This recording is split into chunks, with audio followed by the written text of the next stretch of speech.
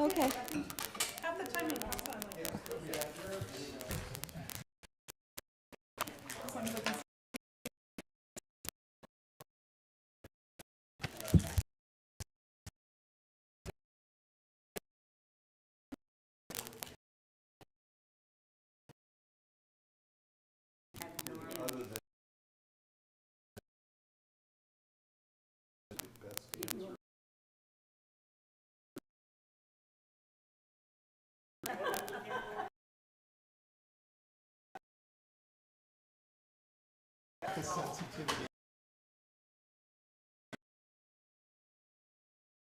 Okay.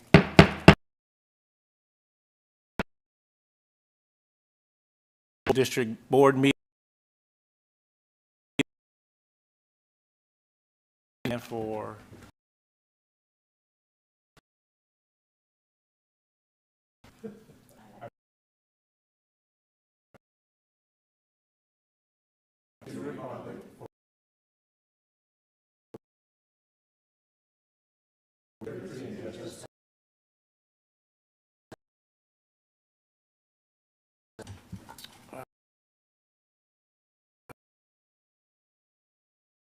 Brando Cruz?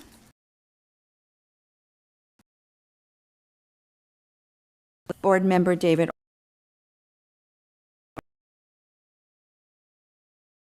Chair Pierre.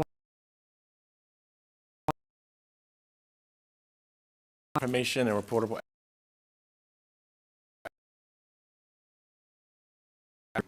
Board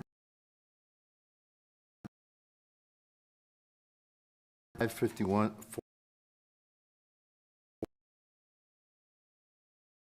Public comments on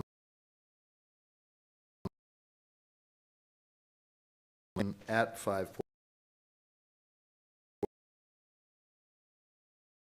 Consideration. Closed session at 5:41.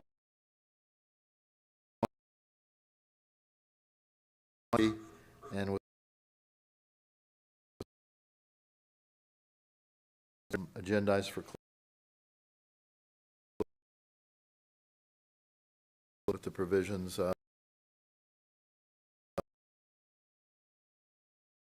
B.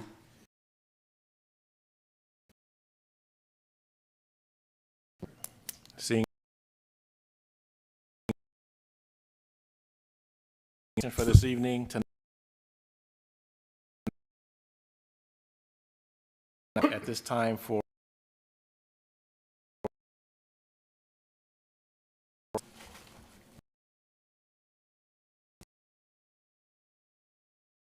I just want to say that light search and rescue helping us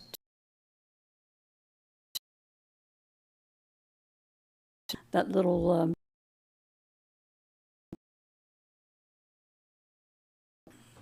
then we're in sync with.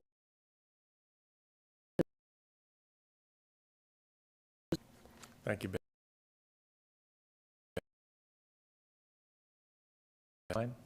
No. Are there any agenda changes?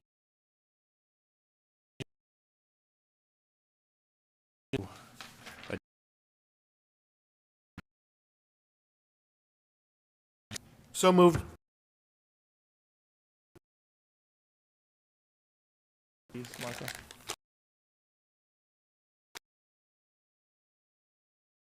Yes. Board Member Washington. Yes.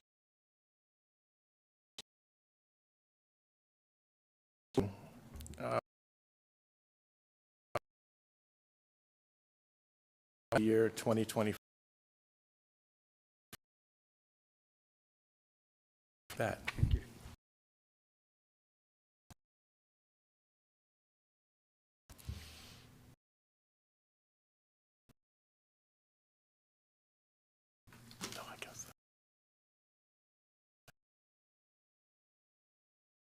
moment here to.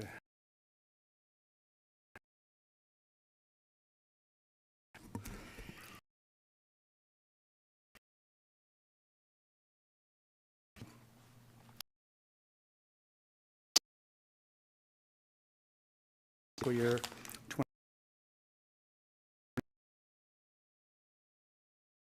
No? Okay.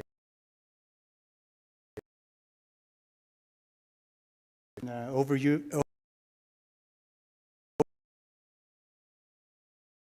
through the month of the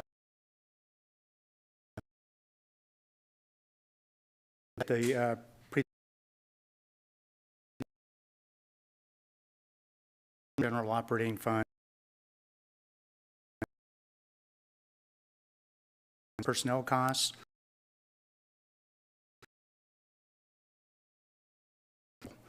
fund. Into the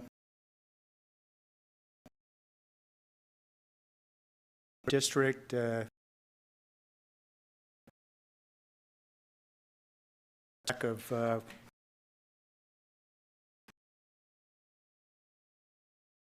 as we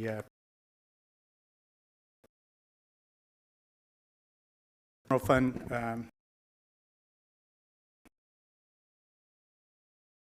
the portion at the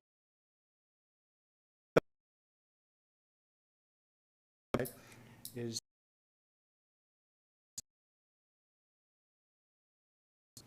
the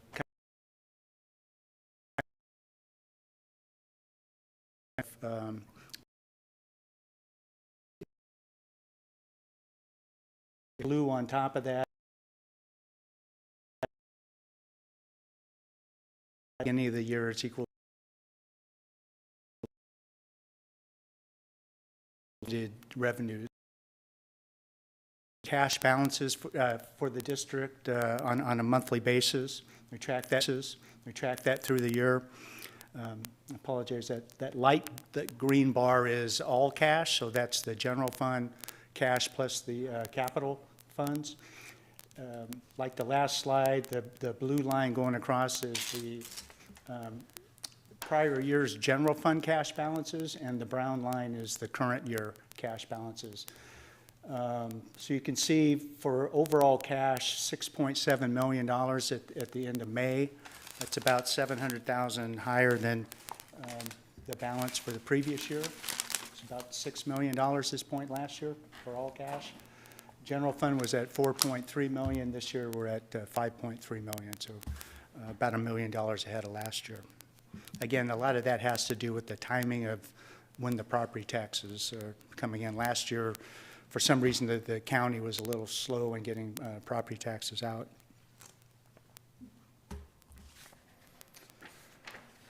So this is a chart where we track salaries and benefits. That's the majority of the spending for the fire district, so we pay particular attention to salaries and benefits.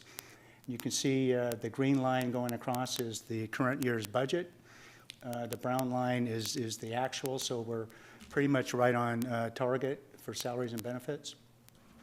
For the year, pretty much the same with the general fund.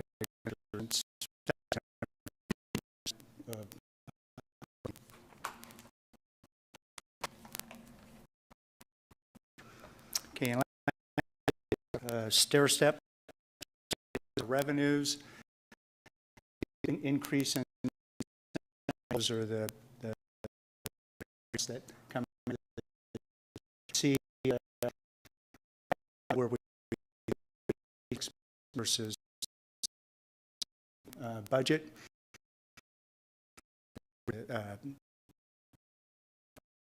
So we're hoping that no payment in.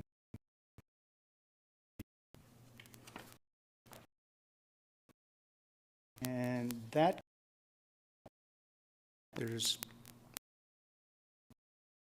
we can move into the Questions from the board? okay. Continue.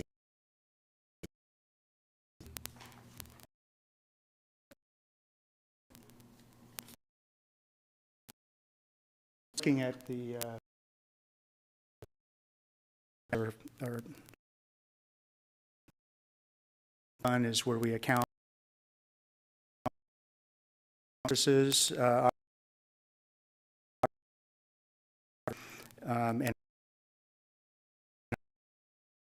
and search and rescue, state and local agencies, and the district. So those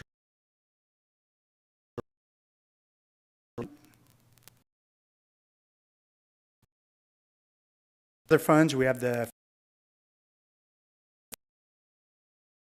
voter approved by voters. Here, the capital facilities in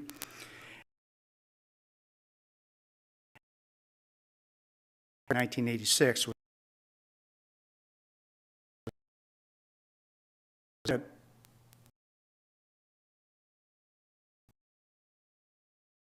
facilities fee.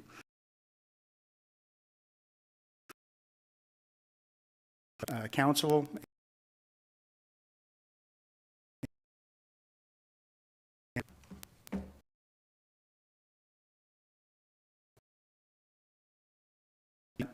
we cap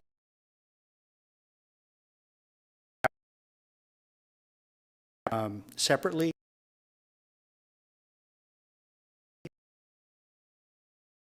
Move those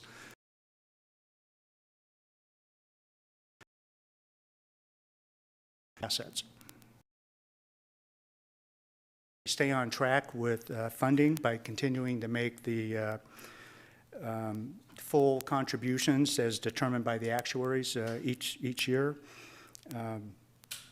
And then we monitor the progress and report back to the board. Typically, we do that at mid-year after the actuaries are completed, actuarials, and then we report back to the board on the progress and toward funding those major benefits. And with that, we'll move into the preliminary budget itself. This is an overview. This is all funds, so it shows the anticipated revenues and spending for the next year for both operations and capital. Our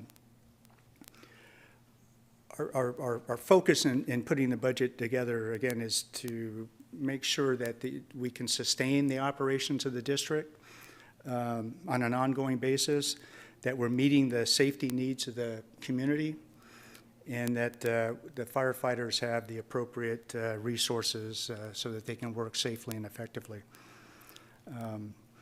So overall, you can see in fiscal year end 25, the current year, we're projecting to $8.9 million in revenues compared to expenses of $9 million. For this next budget year, $9 million in revenue and about $9.4 million in expenditures. And that, again, reflects capital expenditures that, we may be spending more in one year than previous years. So next we'll look at the proposed budgets for each of the individual funds. And we'll start with the general fund. So this is just an overview.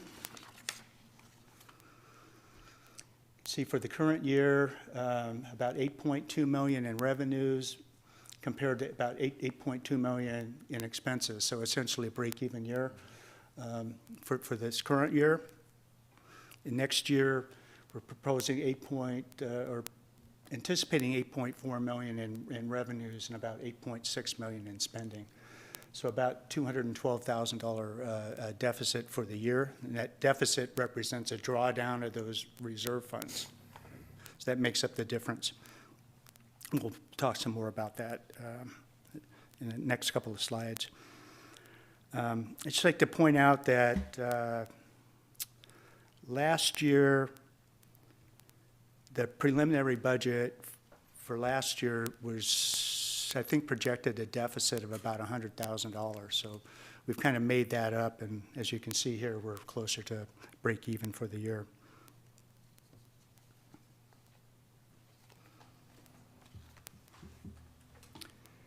So looking at revenues, $8.5 million anticipated revenues. You can see most of that comes from property taxes, $6.8 million, about 81% of the total. The fire assessment fees are expected to bring in about close to $900,000, about 10% of the revenues, and then all other revenues into the district, about $740,000. I just point out that the fire assessment fee, that was also voter approved back in 1980.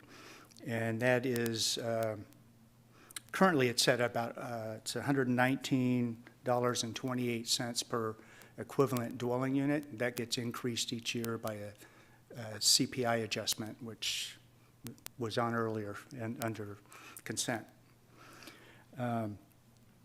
Property taxes, we're projecting about a 4% increase in the base property taxes, plus some anticipated growth from new development. And we'll talk about that as we get into a couple more slides here. Other revenues include, there's a $50,000 payment that comes from the city to the fire district, and that's for fire protection services that the district provides to the city. There's $75,000 that comes from AMR to reimburse the district for EMS supplies on their engines. And this year, we've included $102,000 for the air ambulance fee that's coming from AMR. Last year, that fee was first implemented during this current fiscal year, and that money went into the Fleet Facilities and Equipment Fund. But we needed to shift that over to the general fund this year in order to balance out the budget. Lastly, the district receives money from the California Office of Emergency Services, and for pre-positioning during certain high fire events or expected high fire events, and for strike team deployments. We typically don't budget that until mid-year when we know kind of what that activity looks like, because it varies tremendously from year to year. This current year, we received about $236,000 in those reimbursements. We haven't budgeted anything for next fiscal year, which is what we've done in the past.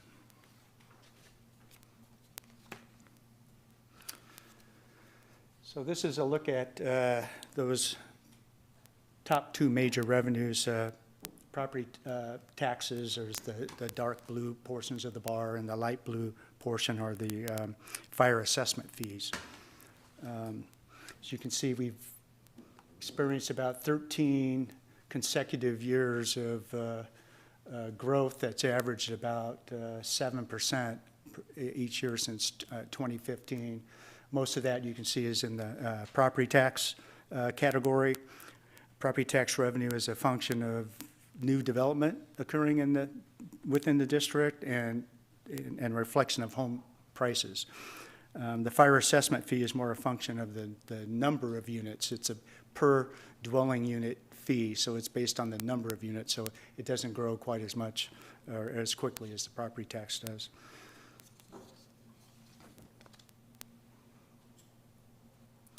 Okay, now turning to expenditures, you can see salaries and benefits at $8.7 million. $7.7 million goes to salaries and benefits because what the district does, it provides services, and it does that through its employees. So it's not unusual to see that high of a figure. So that represents about 88% of total spending. Services and supplies accounts for another $1 million to get to the $8.7 million, and we don't have anything. We're not proposing a transfer from the general operating fund to the Fleet Facilities and Equipment Fund this year. Again, because of budget constraints.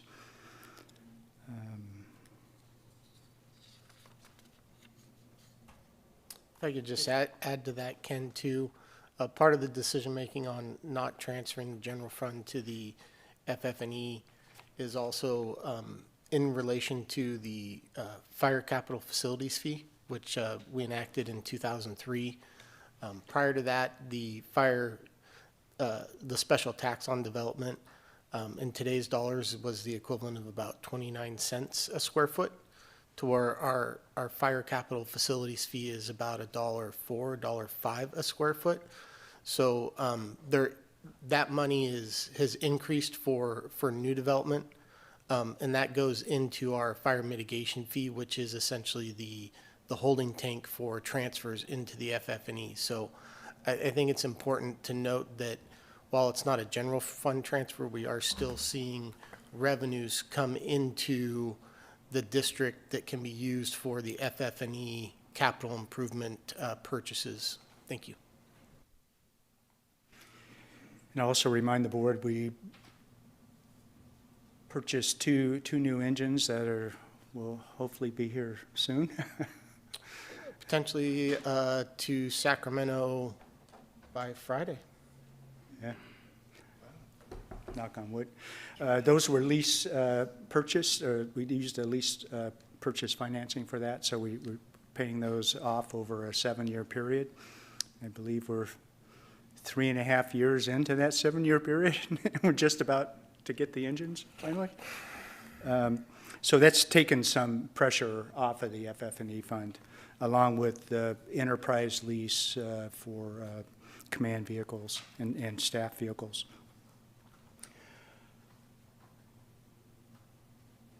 Okay, so taking a little closer look at salaries and benefits. So again, $7.7 million, that's up about $438,000 over this current year. Included in the budget for sworn personnel, we have 15 firefighter positions and 4 chief officer positions. The two battalion chiefs, the assistant chief and the fire chief. We've also we also have our 2 executive assistant positions in fire. We've included a 3rd BC position, along with market adjustments for the 2 executive assistants beginning in January of '26. That totals about $125,000. So if you recall, we were showing a deficit of $212,000. $125,000 of that relates to these personnel changes and adjustments that we pushed to mid-year. Whether they actually happen or not depends on available funding, either from property tax growth or other sorts of revenue enhancements. Like included on your consent calendar was the adjustment to the first responder fee. I can't remember how much was that supposed to generate, another $20,000, $30,000, something in that range. Yeah. I think it's important too to note, Ken, this is our preliminary budget, which we are required by the fire district law to adopt by July 1st. The final budget is not required to be adopted until October 1st, and we have traditionally adopted our final budget in September. And the whole rationale behind that is traditionally the county is supposed to provide us the official property tax estimates the first part of September. So we'll have greater clarity on estimated property tax revenues by the final budget, but we felt it was important to include in the preliminary budget the staffing changes with the recognition that this is what we have estimated property taxes to be, and we will have more clarity by the final budget when we receive the final or the approved property tax estimates from the county.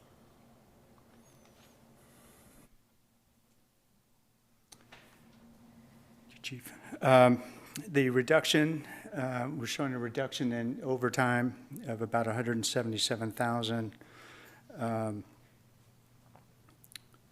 That has to do with the, well, The actual number for the current year includes the overtime for the strike team deployments and pre-positioning activities of the district. So we don't budget on the revenue side, and we don't budget on the expenditure side for that.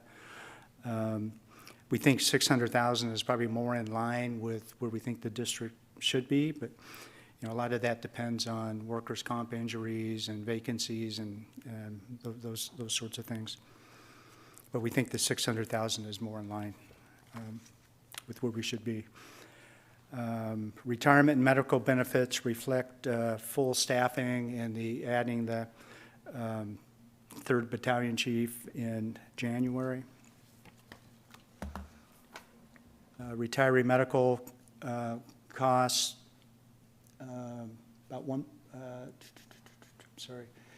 556,000. That's actually two components. So that's the actual medical premiums for retirees, plus the amount of money that we send to the trust fund each year, as I was mentioning earlier, the unfunded that liability associated with retiree medical benefits. That contribution to the OPEB trust fund, other post-employment benefit trust fund, is about 200,000. So the other 336,000 represents the actual medical premiums for retired members of the district. Ken, in that regard, contributing to that unfunded liability is a discretionary act that the district makes. In other words, if we wanted to defer paying it, it's not a good idea, but it's not like a mandatory expense, or is it? No, it's not. It is discretionary on the part of the district to make that contribution. Okay. Yep. Thank you. Like I said, it's about 200,000. It was 200,000 last year, 200,000 next year. That was based on the June 30, 23 actuarial for retiree medical benefits. The next actuarial will be, they're done every 2 years, so the next one will be June 30, 25.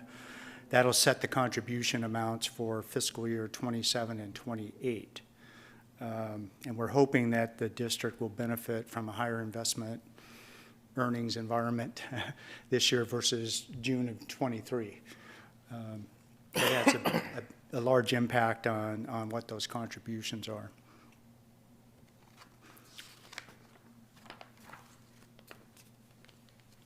And let's see, workers' compensation, that's just our estimate for the premium for the next fiscal year. So this is a look at personnel costs over that same period going back to 2015. And those costs have averaged about 8%. This does include those changes that we talked about, adding the 3rd Battalion Chief and the market adjustments for the executive assistants. And recall that the property tax growth over this period was about 7%. So our personnel costs are tracking a little bit ahead of the property tax growth. That has to do with adding positions. And if you recall back during COVID, we opened back up the James Road Station to have 2 fully staffed engine companies, and we've been trying to maintain that staffing. We've added the 2 battalion chief positions, so that's led to that average of about 8% personnel costs. And we'll talk about the property tax side of that equation as we get to the forecast. Okay, so looking at services and supplies, again, it's about $1 million, so close to what we are estimated to spend this year. Legal and professional services, about the same. Liability insurance, we had thought that was going to jump up to about $116,000, but it looks like now it's closer probably to staying with the current FARA risk pool. It should be about $106,000, so we should save about $10,000 there, I think. IT support services at $90,000. The district now has a separate standalone IT contract with DNI, so that's what that is reflective of. Dispatch services are going to stay about the same, close to $90,000. County property tax fees should be about $56,000, we think, which is consistent with the current year. Okay, so this is a look at our updated forecast. The green bars represent the expected ending fund balance for the general fund for each of those fiscal years going forward. Again, you have the contingency reserve at the bottom. That's 20% of ongoing expenditures. You have the operating reserve.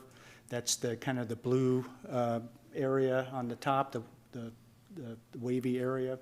That represents 50% of ongoing revenues. Ideally, we want that ending fund balance to be up at that level. But you can see we're dipping below that going forward.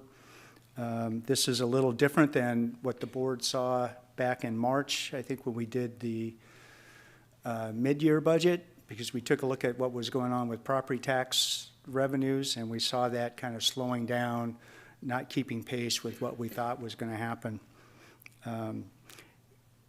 That said, the ending balance does remain around $5 million before it starts to grow in the out years because of that forecasted development activity. I should have pointed out earlier when we were looking at the cash balances, overall cash balance and the general fund cash balance, that at our lowest point during the year was October and November of '24. So just before that December property tax payment came in. And we were at about $2.1 million in cash for the general fund at that point. The contingency reserve fund, the rainy day reserve fund, was set at $1.6 million. So at our low point last year, we were about within $500,000 above that contingency reserve figure. So I think the district is going to be okay. Again, this is a forecast, kind of shows the general direction that we're headed in. But again, we did lower the property tax projected growth for next year and the following year. Just we've seen this slowdown in not only Watson Ranch commercial and residential, but other kind of major commercial projects that we were looking at throughout the district that we thought would be online or closer to be coming online at this point. So we felt compelled to lower those expectations in terms of property tax growth. We're still at this point where we're trying to stay ahead of the increased demand due to new development, but not get too far ahead that we outpace the property tax revenue. So it's kind of a fine balancing point I think we're at, we find ourselves at. But we'll continue to monitor that activity and then advise the board accordingly if adjustments are needed.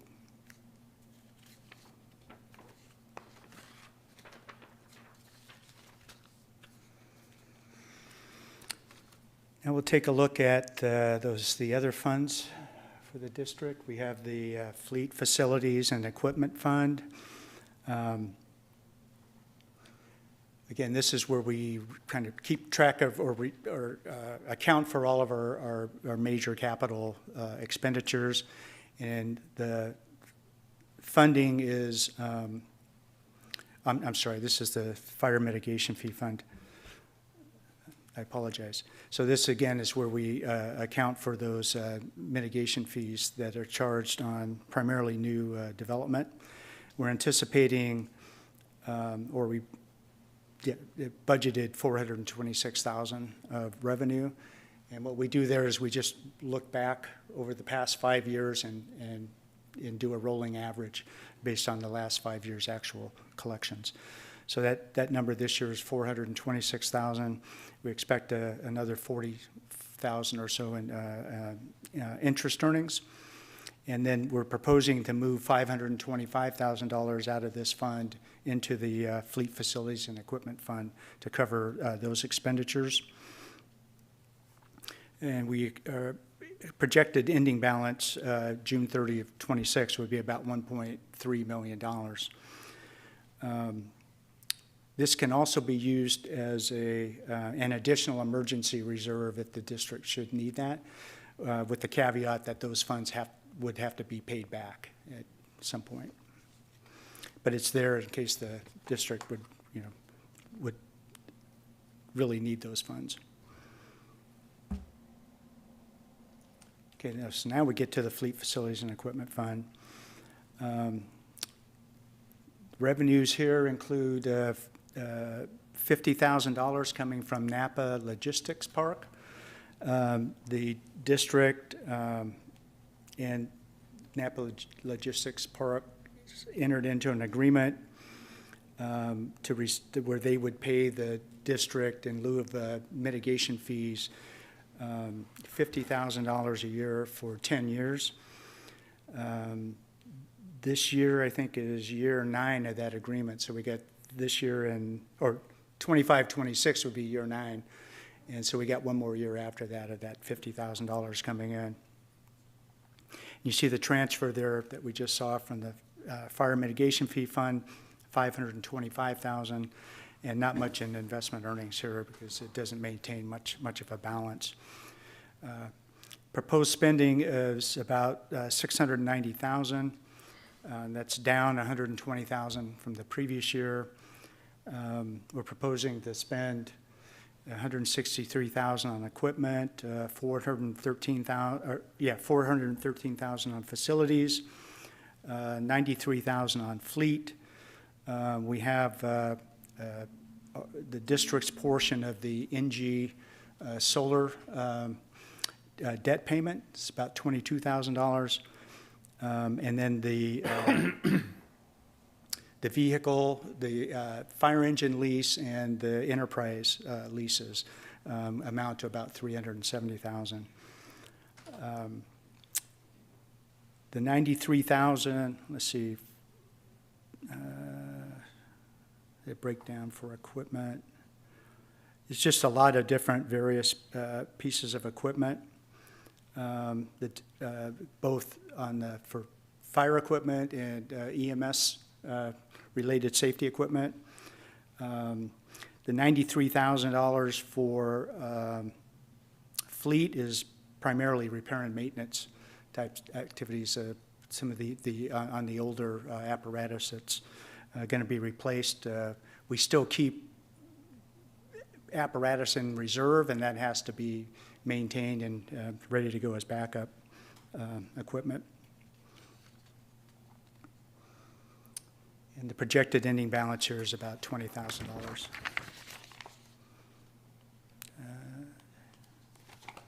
That's about it. I think we lost something here.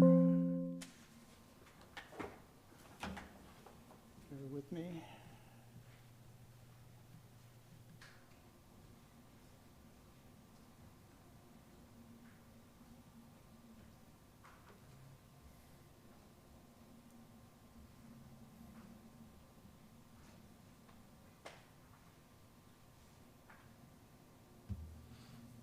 There we go.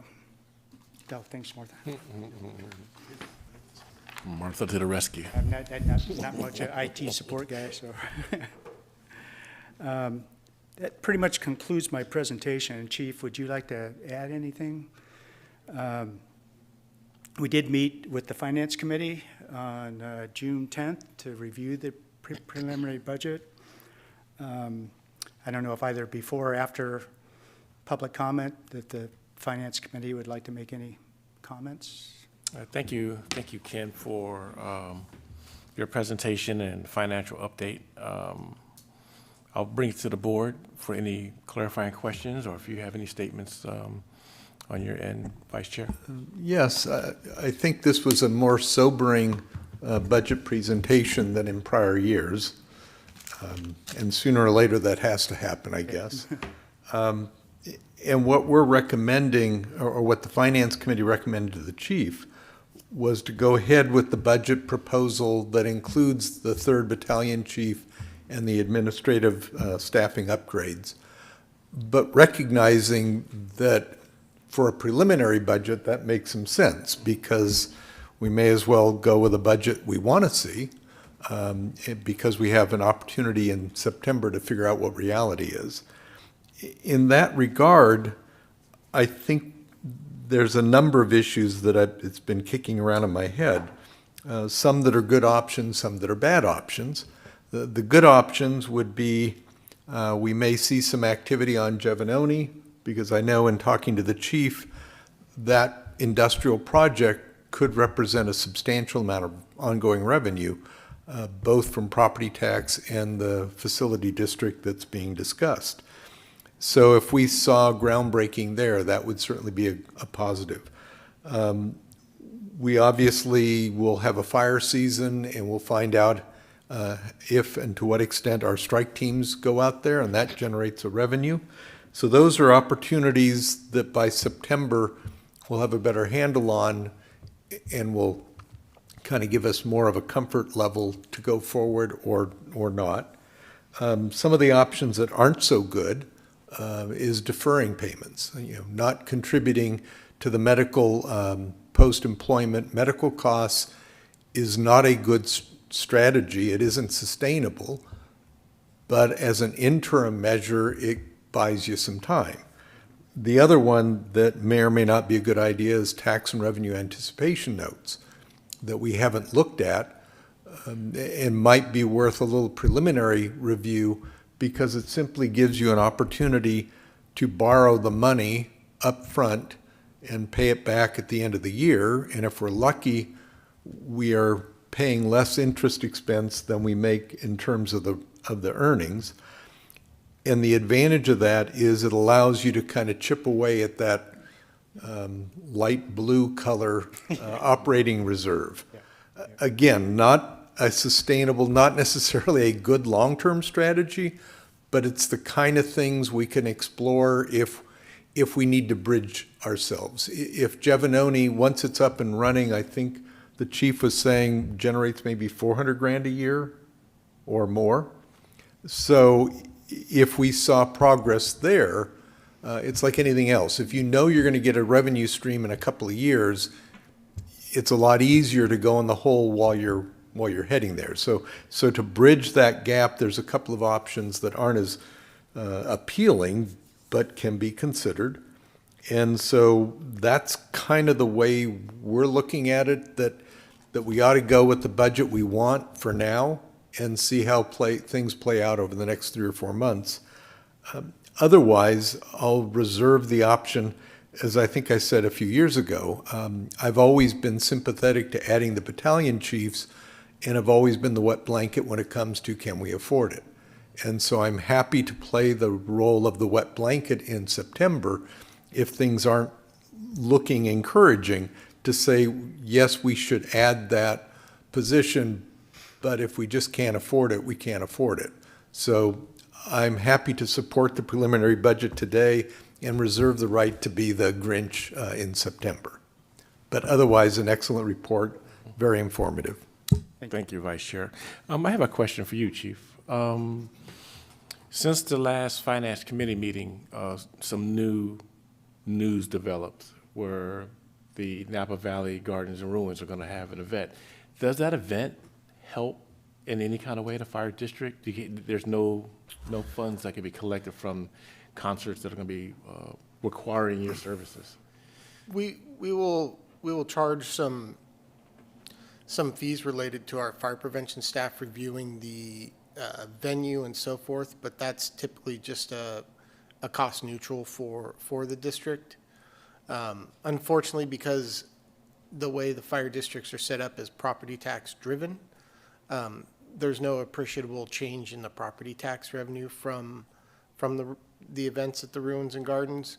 and unlike the city or the county, we don't have the ability to collect any sales tax revenue off those or associated potential TOT taxes from concert goers staying in the local hotels here in the community. So while the initial proposed concerts are not a direct benefit to the fire district, I think if they go successfully and the developer, the property owner decides to move forward with more robust improvements at the ruins and gardens, that's where we will see a benefit to the district through potentially higher assessed property tax rates. Okay, thank you. Thank you. Any other questions from board? At this time, I'd like to open up for public comment on item number 9. No public comments in the room. How about online? Nothing online. Well, I'll close public comment and return to the council for any additional statements, questions, or motion.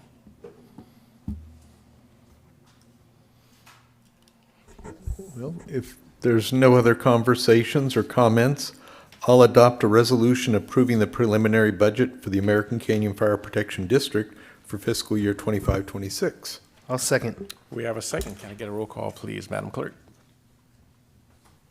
Board Member Cruz? Yes. Board Member Lamatina? Yes. Board Member Oro? Yes. Vice Chair Joseph? Yes. Chair Washington? Yes. Moving on to business items, we actually do not have any business items, so I'll move on to the Fire Chief oral reports. Thank you, Chair. I'll keep it brief.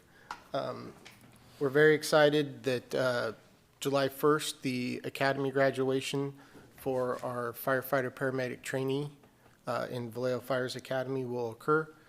He will come to the district that week, do 2 days of onboard training, and then we'll hit the line the first, shortly after. I think it's the 5th or 6th, I think. And he'll start working through his paramedic accreditation here in the county.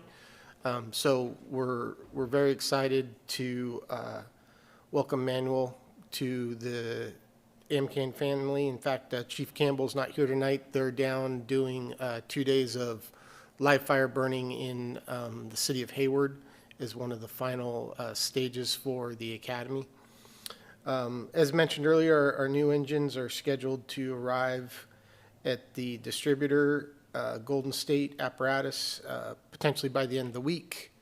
We'll have a final inspection shortly thereafter, and then the rigs will come to the district for upfitting and training of our personnel. So pretty excited about that. And then Thursday, we'll be holding a second day of interviews for our currently vacant firefighter paramedic recruitment. So we're looking forward to that and hopefully finding a candidate that we feel will be a good long-term fit for the district.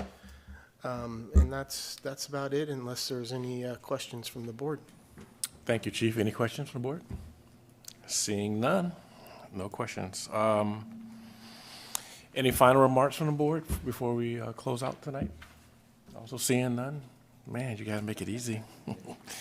Well, then we have concluded our business for this evening.